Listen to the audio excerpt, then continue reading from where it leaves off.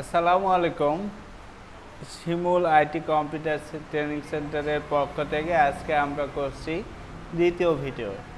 তো আমরা আজকে শিখব যে কিভাবে একটা ডেস্কটপের ওয়ালপেপারটা চেঞ্জ করতে হয়।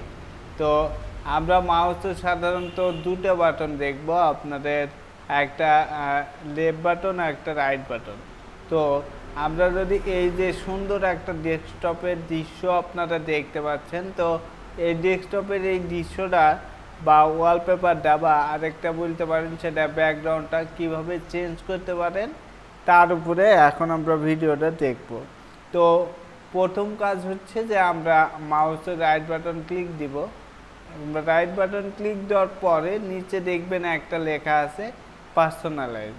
তো এই পার্সোনালাইজের উপরে যদি আমি একটা ক্লিক দিই তাহলে দেখতে পাবেন এইরকম একটা আসতে যে উপরে লেখা থাকবে ডেস্কটপ ব্যাকগ্রাউন্ড। আমি যেহেতু উইন্ডোজ 10 ইউজ করছি, এখান থেকে আমরা চলে যাব হচ্ছে যে আপনার থিমস থেকে আমরা এবার দেখব যে এই জায়গাতে আমরা অসংখ্য পিকচার দেখব যে এখন আমার কোনটা পছন্দ সেটার উপরে আমি সিলেক্ট করব। তো আমি চাচ্ছি এই ফ্লাওয়ার্স এই ব্যাকগ্রাউন্ডটা সিলেক্ট করতে বা ওয়ালপেপারটা সিলেক্ট করতে। জাস্ট এখানে ক্লিক দেওয়ার পরে আমরা উপরে দেখতে পাবো ওটা সেট আপ হয়ে গেছে।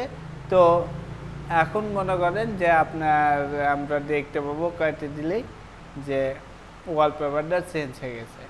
আবার অনেক সময় আপনারা দেখবেন যে আপনার কম্পিউটারে সব কিছু ঠিক আছে বা ঠিকভাবে যাচ্ছেন, কিন্তু ওয়ালপেপারটা চেঞ্জ হচ্ছে না।